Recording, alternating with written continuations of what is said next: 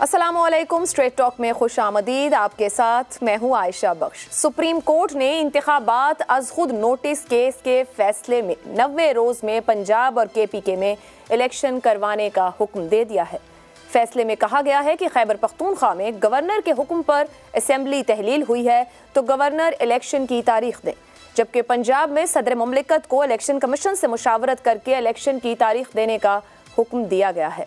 Supreme court के इस फैसले से आईनी बहरान हल होना तो दूर की बात, मुल्क के आईनी और सियासी हलकों में नई बहस का आगाज हो गया है। विफाकी वज़रा और अटॉर्नी जनरल पाकिस्तान ये मौक़िफ़ इख्तियार कर रहे हैं कि इस अज़ खुद नोटिस पर पहले ही जजेस के एतराज़ और आज जस्टिस मंसूर अली शाह और जस्टिस जमाल मंदोखेल की इख्तिलाफी नोट के बाद ये पटिशन 4-3 से मुस्तरद हो चुकी है। इस बहस से क़तई नज़र अगर सुप्रीम कोर्ट के फैसले में इख्तिलाफी नोट के नुक्ता एक को देखा जाए तो उसमें वाज़ेह तौर पर इस मामले में अज़ खुद नोटिस को मुकम्मल तौर पर बिला जवाज़ और जल्दबाजी में लिया गया फैसला करार दिया गया है। इख्तिलाफी नोट के नुक्ता नंबर 2 में ये लिखा गया है कि दोनों जजेस यानी जस्टिस जमाल मंदोखेल और जस्टिस मंसूर अली शाह अपने 2 ब्रादर जजेस जस्टिस अतहर मिनल्ला और जस्टिस याहिया अफरीदी के 23 फरवरी के हुक्मनामे से मुत्तफिक हैं, जिसमें इस सो मोटो को बिला जवाज़ करार दिया गया था। दूसरी तरफ इस मामले पर PTI अभी से खुशी के शादियाने बजाना शुरू हो गई है, जबकि अभी इस फैसले को पढ़कर यही दिखाई दे रहा है कि हुनूज दिल्ली दूरस्त। इसी मामले पर सवाल रखेंगे अपने पैनल के सामने। पैनल में हमारे साथ हैं अबसार आलम, शहजाद चौधरी, जैगम खान और ईसा राना साहिब यहाँ स्टूडियो में हमारे साथ हैं। सवाल की तरफ जाएंगे। हुकूमत का मैंने बता दिया है और पाकिस्तान तहरीक इंसाफ की जानिब से जेल भरो तहरीक को आज ख़त्म करने का ऐलान किया गया है कि इंतखाबात आने को हैं, उसकी तैयारी करनी है। हालांकि अभी तारीख नहीं मिली है कि इंतखाबात किस तारीख को होंगे। सवाल आप सबके सामने इस तरह से, सुप्रीम कोर्ट का फैसला, अलग अलग तशरीहात, क्या सियासी इंतशार में इजाफा होगा? ये सियासी इंतशार वही है जो गुज़िश्ता 1 साल से कोई मामला हल नहीं होने दे रहा और बहुत से मामला खोल के रख दिए गए हैं। जैगम खान साहब, आपकी राय में, बल्कि जैगम खान साहब माज़रत मुझे दीजिएगा, अबसार साहब की तरफ पहले जाती हूँ। अबसार साहब, आपने कल कह दिया था कि 3-2 से फैसला आएगा, यहीं से शुरू कर लेते हैं। आपको फैसले का पहले से पता था जो आपने कहा 3-2 से आएगा और उसी हिसाब से आज फैसला आ गया? मुझे अफसोस है और मेरा सर शर्म से झुक रहा है कि मैंने कल ये कहा और आज ये बात सही साबित हो गई और इसकी बुनियाद कोई इतलात नहीं थी, ना कोई ब्रेकिंग न्यूज़ थी मेरे पास। ये पाकिस्तान में हर शख्स को पता है जब बेंच बनता है तो उस बेंच का क्या फ़ैसला आना है और ये बहुत बदकिस्मती है। मैं समझता हूँ एक तरह का अवाम का नो कॉन्फिडेंस सुप्रीम कोर्ट पे और उसकी साख पर, और सुप्रीम कोर्ट को सोचना चाहिए कि लोग अपने घरों में बैठ के, अपने थड़ों में बैठ के, अपने कारोबार के जगहों पे बैठ के अंदाज़ा लगा लेते हैं जजेस के नाम से कि इस जज का झुकाव और उसके फ़ैसले का झुकाव किस तरफ है। इससे आप अंदाज़ा लगा लें कि जो इदारा पाकिस्तान में सबसे नॉन कंट्रोवर्शियल होना चाहिए, ये कम अज़ कम जिसकी साख होनी चाहिए, उसकी साख तो कोई नहीं रही और साख से ही सारा कुछ चलता है। तो इसी में आपके सवाल का जवाब भी है कि जब साख ही नहीं रही तो फिर सियासी इंतशार को कैसे काबू पा सकती है सुप्रीम कोर्ट? सियासी इंतशार बिल्कुल बढ़ेगा और बदकिस्मती से इस सियासी इंतशार का आगाज़ सुप्रीम कोर्ट की सियासत गर्दी से हुआ है और वो तब से शुरू हुई है जब 63A की, जिसमें वाज़े तौर पे आइन में जिसकी उसमें कोई अभाम नहीं है। अगर आप पढ़ चाहें तो मैं आपको पढ़ के भी सुना देता हूँ। मैं आज आइन की कॉपी इसीलिए लेके आया हूँ कि उसमें वाज़े तौर पे लिखा हुआ है कि किसने कहना है अपने मेंबर्स असेंबली को वोट डालने का, लेकिन जजेस ने बैठ के, एक हम ख्याल ग्रुप ने बैठ के उस पर अलग फ़ैसला दे दिया। इस अभी जो सो मोटो हुआ है वो सो मोटो हुआ है गुलाम मोहम्मद डोगर केस में, जो ट्रांसफ़र का केस था। उसमें 2 जजेस ने ये रिकमेंड किया इन राइटिंग कि इलेक्शन की तारीख के बारे में सो मोटो लिया जाए और उसके बाद फवाद चौधरी साहब ने बयान दे दिया और उसके अगले दिन चीफ जस्टिस साहब ने सो मोटो ले लिया। तो अब आप ये इंटेंशंस ज़ाहिर है अच्छी होंगी, मैं डाउट नहीं कर रहा, लेकिन जो सर्कमस्टेंशियल एविडेंस है वो सुप्रीम कोर्ट की साख को बेहतर नहीं कर रहा। और फिर यहाँ तक नहीं हुआ, अब हम इस बात पे था कि सदर ने डेट देनी है या गवर्नर ने। अब आइन फिर एक दफ़ा रीराइट मैं समझता हूँ किया गया है, जिस तरह 63A पे किया गया था। अब सदर को एक ऐसा इख्तियार दे दिया गया है जो आइन में नहीं है उसके पास सूबाई असम्बलियों के बारे में। तीसरी बात यह है कि पनामा के 5 मेंबर बेंच जब उन्होंने फैसला जब केस शुरू हुआ तो 2 जजेस ने, जिसमें एक जस्टिस आसिफ सईद खोसा और एक और जज थे, मुझे उनका नाम इस वक्त ज़हन में नहीं आ रहा, उन दोनों ने ये फैसला दिया, उन्होंने फैसला खिलाफ दे दिया नवाज शरीफ के। लेकिन 3 जजेस ने कहा कि अभी JIT हम बनाएंगे, उसकी रिपोर्ट आएगी और उसकी बुनियाद पर हम फैसला करेंगे। वो 2 जजेस अपना फैसला दे के उठ गए, 3 जजेस JIT को सुनते रहे और जब फाइनल फैसला आया JIT की रिपोर्ट के बाद तो उस पे उन पहले 2 जजेस का भी उस पे सिग्नेचर भी थे और उस फैसले का हिस्सा भी थे और आज तक वो तारीख में 5 मेंबर बेंच का फैसला ही लिखा पढ़ा और समझा जाता है। लेकिन यहाँ फिर एक दोगली पॉलिसी आ गई आज कि जस्टिस यहिया अफरीदी और जस्टिस अतर मनील्ला ने अपना फैसला दे दिया पहले कुछ दिन, जिसका जिक्र आज जस्टिस मंसूर अली शाह ने और जस्टिस मंदोखैल ने अपने फैसले में रेफरेंस भी दिया कि वो पहले ही सो मोटो को रिजेक्ट कर चुके हैं। तो ये 4 जजेस एक तरफ थे, लेकिन 3 जजेस जो हैं अभी ये कहा जा रहा है कि उनका फैसला उन 4 जजेस से ज़्यादा वजनी है। मुझे नहीं समझ आ रहा ये कैसे है कि यहाँ पनामा के रूट पे नहीं चल रहे, यहाँ पे आके यहाँ आपने एक नया रूट निकाल लिया। तो ये जो कॉन्ट्रडिक्शन है, फैसला 3-2 से ही आया है जो ये फैसला बताता है। नहीं आयशा, लोग डफर हैं। मैं ये पूछना चाह रहा हूँ कि उनको ये तजादात, ये कॉन्ट्रडिक्शन, इतनी स्ट्राक कॉन्ट्रडिक्शन नजर नहीं आ रही और क्यों इतना मुतनाज़ा बना लिया गया जब एक फ्रीक कह रहा था। आप फर्ज कर लें, एक सवाल आपके लिए छोड़ रहा हूं, मैं इसी बात को आगे लेके चलते हैं। अगर फुल कोर्ट बेंच होता तो क्या यही फैसला, आज का फैसला, इस पे इतना तनाजा खड़ा होता? फिर तो उन 2 जजेस को भी नहीं उठना चाहिए था ना, या अफरीदी साहब और अतर मनील्ला को बेंच का हिस्सा रहना चाहिए था। ज़ैगम खान साहब, खैर अब फैसला आ चुका, एतराज हुआ था, वो उनका उठना बनता था, उन पे एतराज था। एक पे तो चार्ज है, ऑडियो लीक हुई है, तो कैसे बिठाया जा सकता है? नहीं, मैं जो जिन्होंने डिसेंटिंग नोट दिए सर, मैं उनकी बात कर रही हूँ। हो गया था जी, ठीक है, मैं इसी बात को आगे लेके जाती हूँ। ज़ैगम खान साहब, ये 4-3 और 3-2 एक नई बहस खुल गई, इसलिए सवाल भी मैंने पॉलिटिकल स्टेबिलिटी को लेकर रखा। हुकूमती वुज़रा एक के बाद एक सामने आई, इवन अटॉर्नी जनरल पाकिस्तान, वजीर कानून, वजीर दाखिला, सब ये कह रहे हैं कि 4-3 का फैसला है, हमें रिव्यू में भी जाने की जरूरत नहीं है और हाई कोर्ट में पेंडिंग प्रोसीडिंग्स देखेंगे, वहां क्या नतीजा आता है। हुकूमत इंतजार करेगी। हुकूमत फैसला मान रही है, नहीं मान रही, नीम दिली से भी नहीं मान रही? यूर से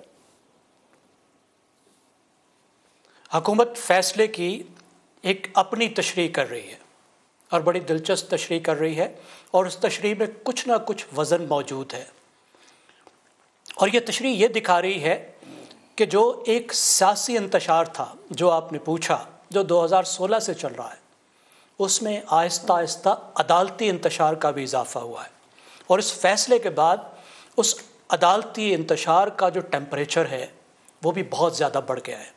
अब ये इंतशार अदलिया और किसी सियासी गिरोह के दरमियान में, किसी सियासी पार्टी के दरमियान में झगड़े की सूरत में नहीं है, बल्कि ये ख़ुद अदलिया के अंदर, पाकिस्तान की आला तरीन अदलिया के अंदर भी एक शदीद किस्म के इख्तलाफ की सूरत में ज़ाहिर हो रहा है। अब देखिए, बेंच पहले एक बनाया गया, फिर दूसरा बनाया गया। पहला बेंच भी मुतनाज़ा, दूसरा बेंच भी मुतनाज़ा। सवाल इंतहाई आसान, कोई भी बेंच बनाया जाता तो मेरे ख्याल में वो यही कहता कि 90 दिन के अंदर इंतखाबात होने चाहिए, क्योंकि पाकिस्तान के आईन में जहाँ पे ये लिखा हुआ है कि होने चाहिए इंतखाबात 90 दिन में, उसके साथ कोई गुंजाइश नहीं छोड़ी गई। बहुत मामूली एक गुंजाइश मौजूद है, लेकिन वो रास्ता आइन के 224 में 224 में वो सुरंग लगाना, वो इस्तिस्ना ढूंढना एक बहुत ही मुश्किल काम है। लेकिन चीफ जस्टिस साहब ने क्या किया, इन हिज विजडम, पहले जो उसने बेंच बनाया उनके 2 मेंबर्स पे झगड़ा खड़ा हुआ, फिर उन्होंने नया बेंच बनाया तो उन 2 मेंबर्स को तो एक्सक्लूड किया, लेकिन दूसरे 2 मेंबर्स को भी एक्सक्लूड कर दिया। और सबसे बड़ा जो उन्होंने मसला खड़ा किया वो ये किया कि सीनियर तरीन जजों को शामिल नहीं किया। आप देखिए, किसी भी आईनी मामले में जब कोई बेंच बनता है तो कोई ना कोई उसका असूल होना चाहिए ना, कि किस असूल पे बेंच बन रहा है।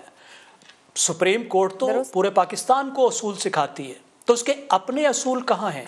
आप भारत में देखिए, भारत में जब भी कोई आईनी मामला होता है तो 5 सीनियर तरीन जजेस उसको सुनते हैं। जी, ये वहाँ की रिवायत है। है। सिर्फ एक दफा ऐसा हुआ था कि सुप्रीम कोर्ट के चीफ जस्टिस साहब ने भारत के सीनियर जजों को शामिल नहीं किया, तो हामिद खान साहब ये रात बता रहे थे, पीटीआई के हामिद खान साहब, वो ये कह रहे थे कि उन 4 जजेस ने प्रेस कॉन्फ्रेंस कर दी कि ऐसा क्यों हुआ, और फिर भारत वहां पे वापस चला गया। यहाँ सीनियर बेंच ऐसा बनाया गया जो मुतनाज़ा हो गया, और जब बेंच ही मुतनाज़ा था फिर फैसला तो उसका मुतनाज़ा होना ही चाहिए था। उसके साथ दूसरा सवाल क्या खड़ा हो गया, वो ये खड़ा हो गया कि क्या ये केस सुनना भी चाहिए था या नहीं सुनना चाहिए था। और तीसरा सवाल जिस पे बात हुई वो ये थी कि क्या इस फैसले में आइन को रीराइट तो नहीं कर दिया गया है। तो ये नए किस्म के तनाज़े हैं जो हमारे सामने आ गए हैं। जो ज़ैगम साहब, कतर कलामी की इजाजत, इन सवालों के साथ मैं आपसे एक बात और पूछना चाहूंगी। इस फैसले में आज हाई कोर्ट को 3 वर्किंग डेज दिए गए हैं जो इख्तिलाफी नोट है उसके अंदर, और यही बात हुकूमत इस वक्त कर रही है। अभी सुप्रीम कोर्ट का फैसला आ चुका है 3-2 से, जहां इंतखाब कराने और डायरेक्शन दे दी गई है कि आप इस तरफ बढ़ें, चाहे कुछ टाइम ले लें। हाई कोर्ट के उस फैसले की कोई हैसियत होगी? मेरे ख्याल में हैसियत नहीं होगी। सुप्रीम कोर्ट ने ये ज्यादती की जो सुप्रीम कोर्ट मुस्तकिल कर रही है कि वो हाई कोर्ट के अख्तियारात को रोंद रही है। हाई कोर्ट सुप्रीम कोर्ट के मातहत अदालत नहीं है। हाई कोर्ट एक आज़ाद आईनी अदालत है जो सर, अगर हाई कोर्ट के फैसले की हैसियत नहीं होगी ज़ैगम साहब, तो फिर हुकूमत किस बात पर कह रही है कि वो हाई कोर्ट की प्रोसीडिंग्स का इंतजार करेगी? वहां क्या फैसला होगा? वहां भी बड़े कानूनदान बैठे हैं, वजीर कानून रह चुके ऐसे लोग भी मौजूद हैं। जी, हुकूमत जो कह रही है वो उस बुनियाद पे कह रही है जो वो इस फैसले की तशरीह कर रही है। वो ये कह रही है कि ये फैसला 4-3 से आ चुका है और 4-3 से इसको मुस्तरद कर दिया गया है। यानी इस तरह है कि जिस तरीके से ये फैसला सुना ही नहीं गया, ये पिटीशन मुस्तरद हो चुकी है। क्योंकि हुकूमत कह रही है कि ये वाली पिटीशन मुस्तरद हो गई है, तो इसका मतलब ये है कि हाई कोर्ट के अंदर जो केस मौजूद था वो वैलिड है, वो चल रहा है। अब हाई कोर्ट उसको चलाएगी, और हाई कोर्ट जब अपना काम कंप्लीट कर लेगी तो फिर कोई पार्टी उसको चैलेंज करने के लिए सुप्रीम कोर्ट में आ सकती है। ये हुकूमत का मौक़िफ़ है। ठीक है, यानी कि पिटीशन भी मुस्तरद और वो उसको लेते हुए कह रहे हैं कि एज खुद नोटिस भी डिस्पोज्ड ऑफ हो गया। शहजाद साहब, सवाल इंतहाई आसान था जो ज़ैगम साहब कह रहे हैं, मगर अब जो इस वक्त तशरीहात हो रही हैं फैसले के बाद, पीटीआई खुश है 3-2 से फैसला मिल गया है, ये हुकूमत इधर खुश है कि 4-3 का फैसला है, मुस्तरद हो गया है। सर, आपके ख्याल में इतना ही आसान मामला था तो इतनी तशरीहात इसकी क्यों हो रही हैं? सियासी इंतशार खत्म होगा, बढ़ जाएगा?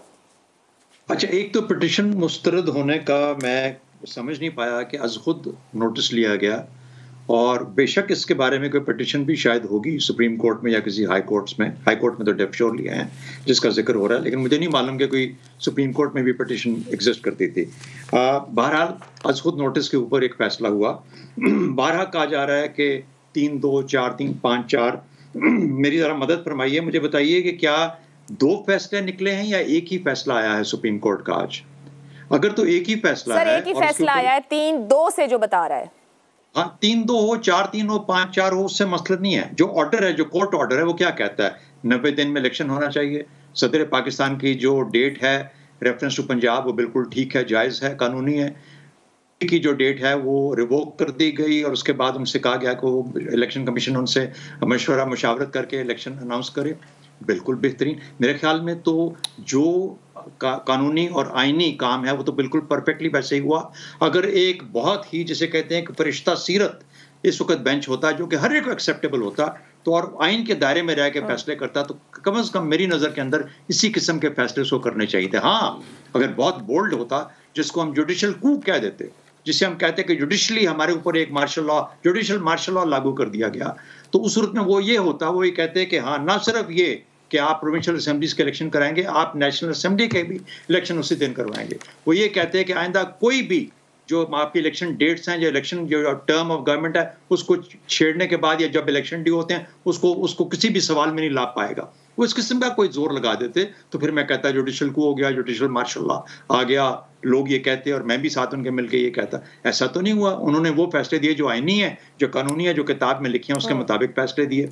तो मुझे नहीं समझ आते कि ये हुकूमत हो या कोई अपोजिशन हो या कोई और हो, वो किस तरीके से डिनाई कर सकता है कि 90 दिन में इलेक्शन नहीं होने चाहिए? पहली बात। दूसरी बात, हम सर, मैं यहाँ पर एक इजाफा करना चाहूंगी शहजाद साहब, इसके अंदर एक इख्तियार जो इलेक्शन कमीशन को दिया गया है कि 90 दिन के अंदर, या फिर जो सदर साहब की तारीख के अलावा, कि अगर इसी 90 दिन में इंतखाब नहीं करा सकती तो कम से कम वक्त में इंतखाब की नई तारीख, जिसको इस तरीके से लिखा गया है, if such a course is not available then the Election Commission shall in like manner propose a date for the holding of poll that deviates to the barest minimum from the aforesaid deadline. तो वो तो define नहीं है, वो उसकी definition हो शायद आने वाले दिनों में। देखिए ये मेरी का फैसला है या नहीं है, दूसरी बात है। ये फैसला ऐसा है जिस पे आज सब शादियाने बजा रहे हैं, सारी साइड्स खुश हैं कि हमारे हक में फैसला हो गया। अब इसके अलावा इन लाइटर वेन मुझे ये बताइए कि क्या ऐसा भी कभी कोई फैसला आ सकता है कि जिसमें सारी साइडें खुश हो?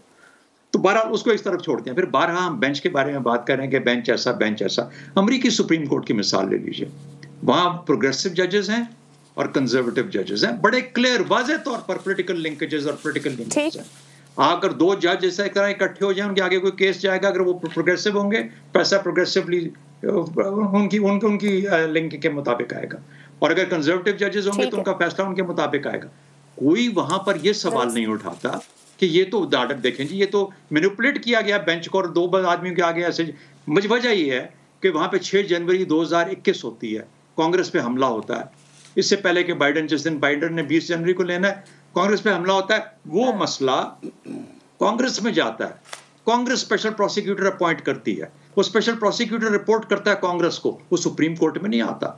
वहां पर जब तक आप सियासी मसाइल पार्लियामेंट में या कांग्रेस में या जो भी आपका तरीका है पार्लियामेंट में, उसके अंदर आप सर मुझे इजाजत दीजिएगा एक पॉइंट कहने की शहजाद साहब, ये दो मतलब है कि आपकी बात बिल्कुल ठीक है, पार्लियामेंट के मसाइल वही हल हो, कोर्ट भी कह रही है, मगर हमारे यहाँ जो इस वक्त पिछले 4-5 दिन में मामला बना है वो सुप्रीम कोर्ट के जज ब्रदर्स ही सवाल उठा रहे हैं खुद सुप्रीम कोर्ट पर।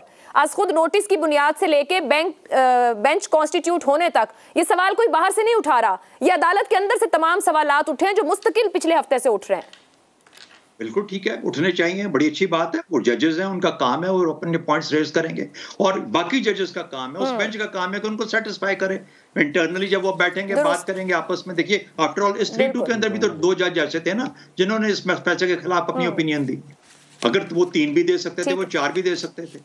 तो ये फ्रीडम तो हर एक के पास अवेलेबल है, किसी ने गन की बंदूक पे तो नहीं लगवाया उनको कि अच्छा तुम ये फैसले लिखो। अच्छा दूसरी बात कि आपने पूछा सवाल इंतशार जो है ऐसा ही रहेगा, यानी ये कम या ज्यादा। अलबत्ता एक चीज होगी, आप 14 जनवरी से पहले वाली सिचुएशन में चले जाएंगे, यानी 2 सूबाई हुकूमतें आ गई। असल में इस हुकूमत वक्त को आज PMLN को PDM को खुश होना चाहिए, आप स्टेटस को पे वापस जा रहे हैं। इमरान खान जो चाह रहा था वो नहीं हो रहा, ये असेंबलियां वापस अपनी हैसियत में आ जाएंगी, बल्कि एक चांस मिल गया PMLN को या PDM को अपनी सक्सेस से एक दफा जिताने का कि जो असेंबलियां हाथ में नहीं थी उनको भी जीता जाए।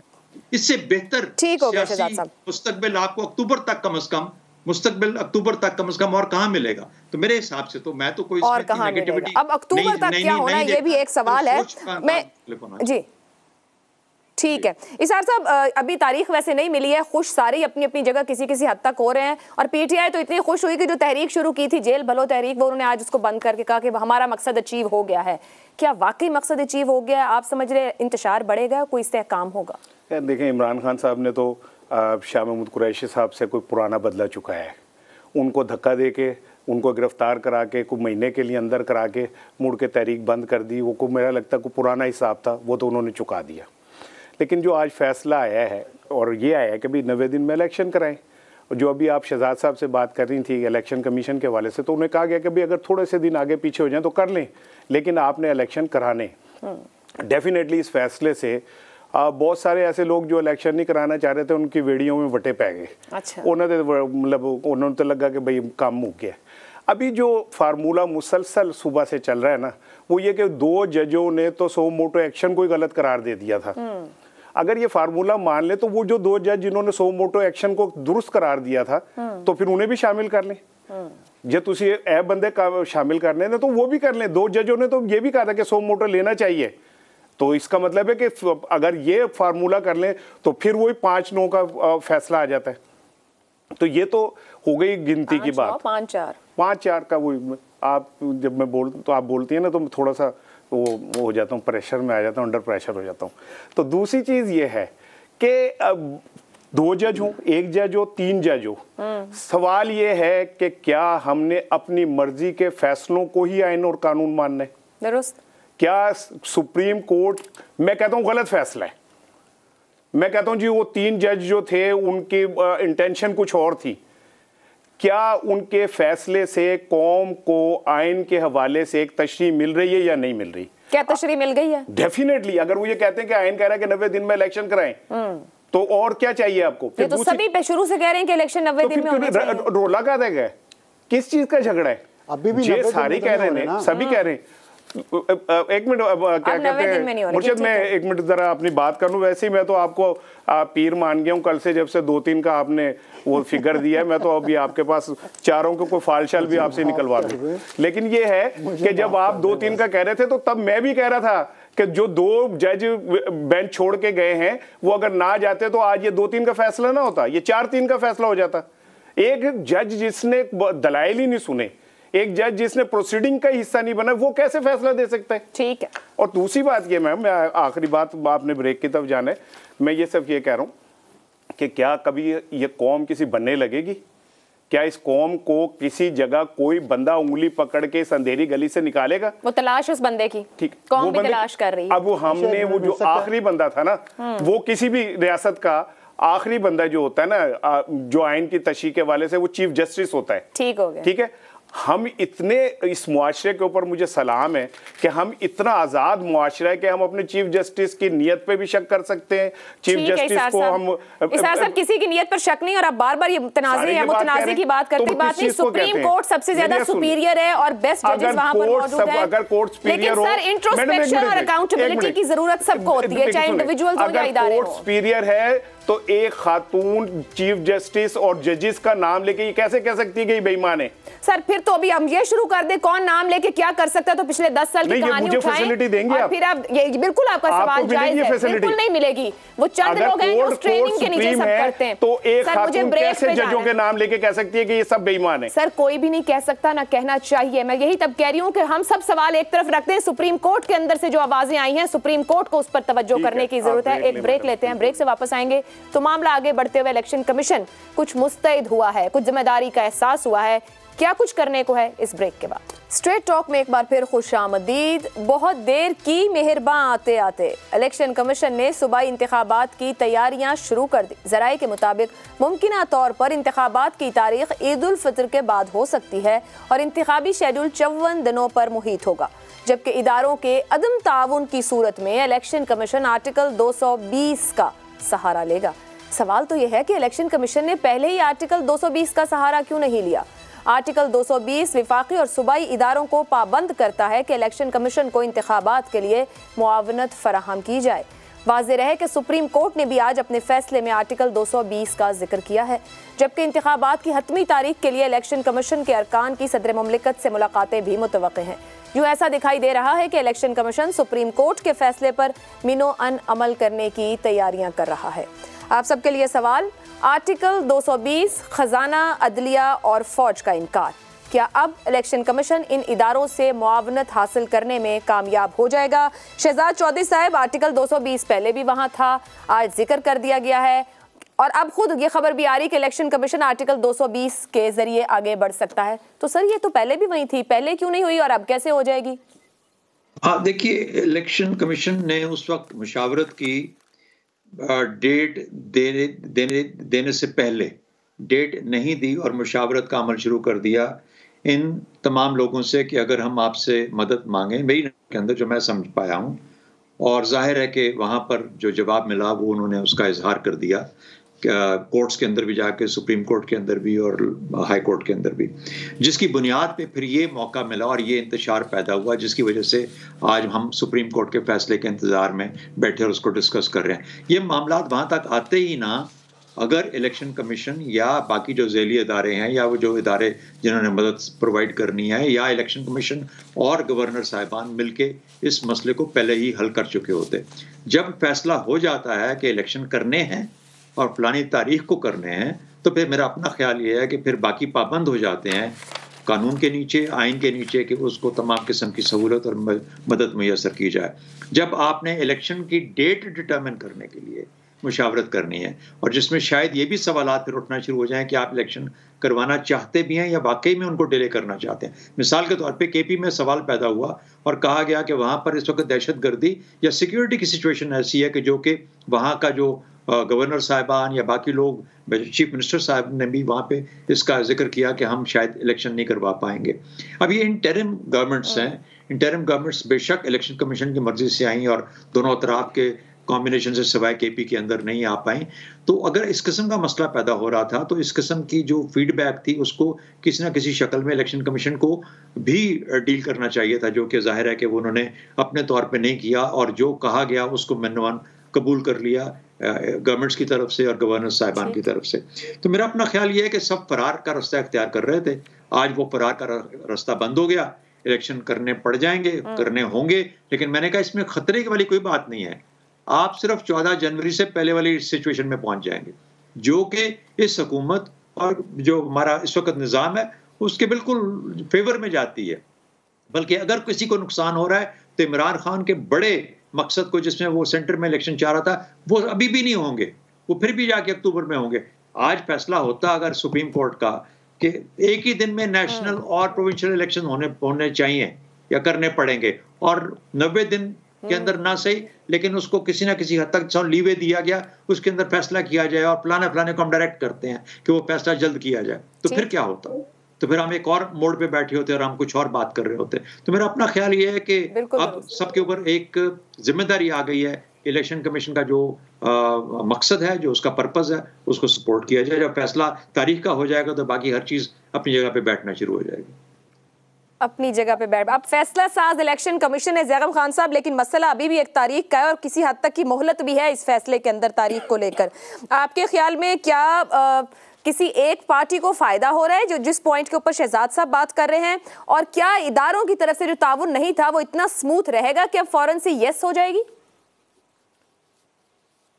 देखिए आयशा साहबा, जो पहली बात है वो ये है कि इलेक्शन कमीशन मुसलसल ये कह रहा था कि इंतखाबात का इनकाद कराना हमारी ज़िम्मेदारी है, आइनी ज़िम्मेदारी है, इंतखाबात की तारीख देना हमारी ज़िम्मेदारी नहीं है। और आज सुप्रीम कोर्ट के इस फैसले में ये बात तय होगी कि इलेक्शन कमीशन ठीक कह रहा था कि आर्टिकल 105 के तहत गवर्नर्स की ज़िम्मेदारी थी कि वो तारीख दें, और अब इस फैसले में थोड़ा सा इजाफा कर दिया गया कि अगर गवर्नर ने साइन ना किए हों और अगर वो ना दे तो फिर इलेक्शन एक्ट 2017 के तहत सदर तारीख दे सकते हैं। मुशावरत की बात की गई है, कहीं ये नहीं कहा गया कि इलेक्शन कमीशन खुद तारीख दे सकता है। तो इलेक्शन कमीशन बिल्कुल ठीक था उसकी पोजीशन। अब जहाँ तक ताउन की बात है, आप देखिए पाकिस्तान का आइन ये कहता है, जो 220 का आपने हवाला दिया, कि तमाम एग्जेक्टिव यानी सूबाई और वफाकी तमाम एग्जेक्टिव अथॉरिटीज़ पर लाजिम है कि वो इलेक्शन कमीशन की जिम्मेदारियां पूरी करने में मदद करें, ये उनकी ड्यूटी है, ये सिर्फ कहा नहीं गया। और एग्जेक्टिव अथॉरिटीज़ में कौन शामिल है? इसमें सूबाई हुकूमतों के तमाम महकमे शामिल हैं, वफाकी हुकूमत के तमाम महकमे शामिल हैं, बशमूल फ़ौज के। फ़ौज इसमें शामिल है, एग्जेक्टिव का हिस्सा है फ़ौज। शामिल कौन नहीं है इसमें? अदलिया शामिल नहीं है, अदलिया एग्जेक्टिव का हिस्सा नहीं है। इलेक्शन कमीशन अदलिया को नहीं कह सकता कि वो अपने लोग दें, रिक्वेस्ट कर सकता है और अदलिया इनकार भी कर सकती है, जैसे किया। और मैं समझता हूँ ये मुनासिब होगा कि अदलिया के लोग इंतखाबात के लिए ना लिए जाएं, इसलिए कि अदलिया ने तनाज़ात को निपटना होता है, और इलेक्शन अगर होल्ड भी अदलिया ने कराए हों और तनाज़ात भी फिर अदलिया निपटा रही हो तो फिर वो तनाज़ात निपट नहीं सकते। अदलिया खामखा में दबाव में आती है, खामखा में तनाज़ात का शिकार होती है। ये एग्जेक्टिव का काम है, दूसरे महकमों से लोग लेने चाहिए। और आर्टिकल 218 वो ताकत देता है इलेक्शन कमीशन को कि जो भी ज़रूरी इक़दामात हैं वो ले सकें। और जो इलेक्शन एक्ट 2017 है उसने भी बेपनाह ताकत दी है इलेक्शन कमीशन को। मेरा ख्याल ये है कि पाकिस्तान की सुपीरियर कोर्ट्स को भी इलेक्शन कमीशन के अख्तियारात का एहतराम करना चाहिए। आप भारत की मिसाल देखिए कि जब इलेक्शन अनाउंस हो जाते हैं तो ऐसा लगता है कि भारत में हुकूमत ही इलेक्शन कमीशन की आ गई है। ट्रांसफ़र्स भी तमाम इलेक्शन कमीशन करता है, जो सिक्योरिटी को इधर से उधर लगाना होता है, इलेक्शन से रिलेटेड तमाम सिक्योरिटी, उसको भी इलेक्शन कमीशन इधर से उधर लगाता है। तो इलेक्शन कमीशन मेरे ख्याल में उसके पास मुकम्मल अथॉरिटी मौजूद है, सब पर लाजिम है कि वो उसकी मदद करें और करेंगे। और वजारत ख़जाना की ये मजाल ही नहीं हो सकती कि इलेक्शन जैसे मसले के लिए जो रूह है जमहूरियत की पाकिस्तान में, उसके लिए वो पैसे देने से इनकार करे। ये कोई ऐसे पैसे नहीं है जिससे पाकिस्तान की मईशत हिल जाएगी। और ये जो पैसे जाते हैं ये बेहतरीन इन्वेस्टमेंट है, क्योंकि इसकी वजह से तनाज़ात ख़त्म होते हैं, मुल्क को जमहूरियत मिलती है, तो तरक्की का रास्ता खुलता है। दुरुस्त। अब सर साहब थोड़ा सा मुख्तलिफ अंदाज में सवाल रखूंगी। जो गुफ्तगू हुई यहाँ पर, एक तो कौमी और सूबाई का, कि अगर सूबाई अभी हो रहे हैं, अक्टूबर की बात हुई, फेडरल के इंतखाब तब हो रहे हों, और अभी हवाला दिया ज़ैगम साहब ने कि जिस तरह भारत में इलेक्शन कमीशन फिर तमाम मामलात को चला रहा होता है, उसके पास वो एज रहता है। यहाँ पर तो हुकूमतों के बैठे हुए कोई ज़िमनी इंतखाब हो जाए तो एक मुसीबत पड़ जाती है। और जो विफाकी वज़रा की जानिब से आज जो तावीलें दी गई, जो हमने ऊपर डिस्कस भी कर ली सर, क्या विफाकी हुकूमत एग्री कर जाएगी इस पूरे मामले से कि 2 सूबों का इंतखाब जो भी तारीख बनती है जबकि भी दे दी जाए इलेक्शन कमीशन से? आपको लग रहा है कि स्मूथ रहेगा ये मामला और उस तरफ जाना चाहिए और जाएगी? देखें, पहली बात तो ये कि वफाकी हुकूमत के पास है क्या जो इनकार करेगी, किस बुनियाद पे इनकार करेगी। और दूसरी बात ये है कि जितना कुछ यहाँ हमारे मुल्क में मंजर नज़र आ रहा होता है, उसके पीछे बहुत सारी डायरेक्शंस और कोई लोग दे रहे होते हैं। तो अभी मेरा ख्याल है कि बिफोर टाइम है कुछ भी कहना। ये आप मेरी इतला समझ लें, मेरा तजिया समझ लें कि जो कुछ अभी बज़ाहिर नज़र आ रहा है होता हुआ इलेक्शन, मेरी अभी तक की इतला यही है कि इलेक्शन कमीशन ने तैयारी कर ली है कोई डेट अनाउंस करने की, और वो ईद के बाद की होगी। आपने जिक्र भी किया उसका, खैर। लेकिन क्या सिर्फ 2 सूबाई असम्बलियों के इंतखाबात पाकिस्तान में हो जाएंगे पुरानी मरदमशुमारी के ऊपर, और 2 सूबाई असम्बलियों के और कौमी असम्बली के इंतखाबात अक्टूबर में होंगे नए मरदमशुमारी पे की बुनियाद पर और नए हलकों की बुनियाद पर? उन हुकूमतों के अंडर जो अभी होने वाले इंतखाबात के नतीजे में पंजाब और खैबर पख्तूनख्वा में आएंगी और वो निगरान हुकूमतें नहीं होंगी, वहाँ पे इलेक्शन कमीशन उन को कैसे साइड पे करके इख्तियारात अपने हाथ में लेगा, ये बहुत बड़ा सवाल है। भारत की हम बार बार एग्जांपल देते हैं, मुनासिब नहीं लगता। भारत में तमाम जो जजेस हैं उनके सुप्रीम कोर्ट, हाई कोर्ट, उनके असासे वेबसाइट पे पड़े हुए हैं, आप अभी गूगल करके देख लें। अभी आपने एग्जांपल दी कि 5 सीनियर मोस्ट जजेस जो होते हैं वो आइनी पिटीशन सुनते हैं। यहाँ हुकूमत इस वक्त जुडिशरी की है। मैं एहतराम के साथ शहजाद चौधरी साहब ने कहा था जुडिशल मार्शल लॉ, उनकी राय का मैं एहतराम करता हूँ। मेरी राय में यहाँ जुडिशल मार्शल लॉ है और जुडिशरी ने अल्टीमेटली फैसला करना है जो भी होगा, और वो किस बुनियाद पे करना है उसका मैंने आपको बता दिया कि पर्दे के पीछे बहुत सारे डायरेक्टर्स हैं, वो मिल मिला के सारा फैसले होने हैं।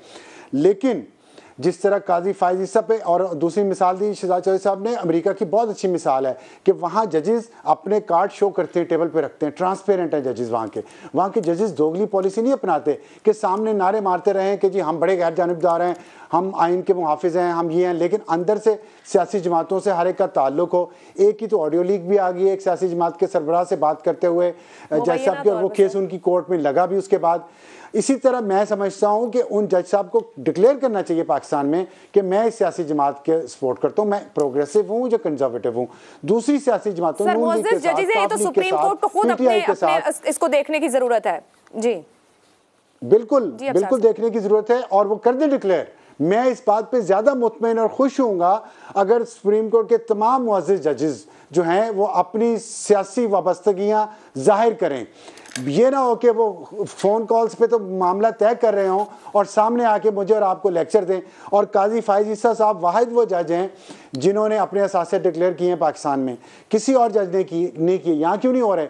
अगर जुडिशल मार्शल लॉ नहीं है तो 63A कैसे रीराइट हो गया? आइन को आप रीराइट कर रहे हैं, पनामा पे आप और उसूल अपना रहे हैं, आज आप और उसूल अपना रहे हैं। मेरा ख्याल से ये तो फिर पार्लियामान अपना काम नहीं ना कर रही है, बार-बार ही सियासतदानी मामला उठाकर लेकर जा रहे हैं। अगर ये अपने मामला पार्लियामान में हल कर ले तो क्यों वहां जाए?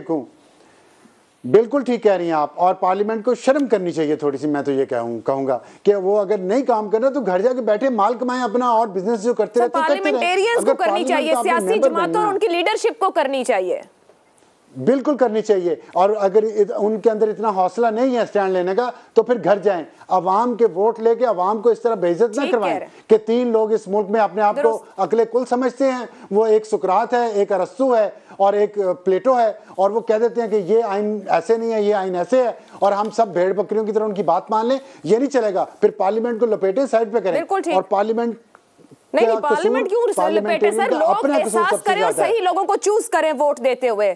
ऐसे लोग मुंतखब करें जो उनके लिए काम करें, एहसास करना चाहिए कि वो अपने ज़मीर जी, कानून साजों को भी ये चाहिए कि जिन अगर हमने गलती करके उनको मुंतखब कर ही लिया है तो वो अपने ज़मीर की आवाज़ पे जवाब दे और खड़े होकर बात करें अपने हकूक का, वरना हट जाओ हमारे हकूक बस उसी ज़मीर की तलाश है। इजाज़त दीजिएगा, मैं इसार साहब को शामिल जी ठीक है। इसार साहब, ये तो आर्टिकल 220 पहले भी था, ये जो बार बार एक रीज़न खुद इलेक्शन कमीशन देता रहा कि इदारों ने ये जवाब दे दिया, तो आर्टिकल 220 था, वो तब भी कह सकते थे, ये तो कोई रीज़न नहीं थी फिर कहीं देने वाले। देखिए, बात ये कि चलें, इलेक्शन कमीशन को अब एक सुप्रीम कोर्ट का सहारा मिल गया ना, अब वो तगड़े होकर बात कर सकते हैं और तगड़े होकर कह सकते हैं कि जी अब तो हमारे पास कोई ऑप्शन नहीं है। और मैं ज़ाती तौर पे भी ये समझता हूँ कि कोई रोए पिटे चीखे, इलेक्शन तो होने। सुप्रीम कोर्ट ने इस पे अब इसको तो आप वो नहीं कर सकते, रद्द नहीं कर सकते। हाँ, ये ज़रूर है कि वो जो मुनीर नियाज़ी साहब का एक शेर है ना कि एक और दरिया का सामना था मुझे मुनीर, मैं एक दरिया के पार उतरा तो मैंने देखा। ये ना हो कि अब हम यहाँ पहुँचे तो आगे एक नया दरिया आ जाए, जो अभी अफसार भाई भी बात कर रहे थे कि मुझे ऐसा लगता है कि अभी बहुत कुछ धुंध में है। कुछ थोड़े दिनों में आप देखिएगा कि मंजर बदलता हुआ नज़र आएगा, चीज़ें बदलती हुई नज़र आएंगी। और जहाँ तक है बात वजारत ख़जाना की, देखें वो खीसे पावे रुपया भी ना है, मैं कह रहा हूँ उसका खीसा भी पाटा हुआ है, तब भी अब उसको पैसे इकट्ठे करके देने हैं। अब कोई रास्ता नहीं रहा, बाकी रह गई आर्मी। तो ये राजनपुर के इलेक्शन इस बात की दलालत हैं कि इलेक्शन हुए और वो एक ट्राइबल एरिया है और वहाँ पे 57 जो पोलिंग स्टेशन थे उन्हें इंतहाई हसास करार दिया गया था, लेकिन उसे वहाँ पे चिड़ी ने पर नहीं मारा, मतलब तीला नहीं टूटे थे, और बड़े पुरअमन अंदाज में इलेक्शन हुआ। और इतनी खूबसूरत बात है कि हारने वालों ने भी अपनी शिकस्त तस्लीम की। तो मैं ये समझता हूँ कि ये जो एक हम हवा बना लेते हैं ना किसी चीज़ का, मुझे तो पंजाब पुलिस के ऊपर बड़ी वो हो रही है कि उन्होंने कहा जी हमें आने वाले दिनों में बड़ी किसी दहशतगर्दी का सामना है। ओ भाई है तो फिर ये भी आपकी जिम्मेदारी है, वो भी आपकी जिम्मेदारी है। एक जिम्मेदारी जो अभी आई नहीं है उसके नाम पे जो जिम्मेदारी आपके पास मौजूद है उससे इनकार नहीं कर सकते आप। और चौथी बात में आखिरी बात, इसके बाद मुझे पता है आपने अगले उस पर जाना है, मैम देखें 220 आर्टिकल हो या कोई भी आर्टिकल हो, उसकी वैल्यू वर्थ तब तक है जब तक हम आइन को तस्लीम करते हैं, कानून को तस्लीम करते हैं, कानून के आगे सर झुकाना जानते हैं। और अगर हम नहीं झुकाना जानते तो अभी आप देख लीजिएगा ये 220 आर्टिकल जो है 420 में तब्दील हो जाएगा। ऐसी कौन सी बात है, थोड़े दिनों में नजर आ जाएगा आपको। आइन और कानून को ही तस्लीम करना अहम है और इसके तस्लीम करने में ही रास्ते निकलेंगे और बेहतरी की तरफ जाएंगे। पैनलिस्ट की राय आपने जानी, अपना फीडबैक हमें भेज सकते हैं। मुझे अल्लाह हाफ़िज़।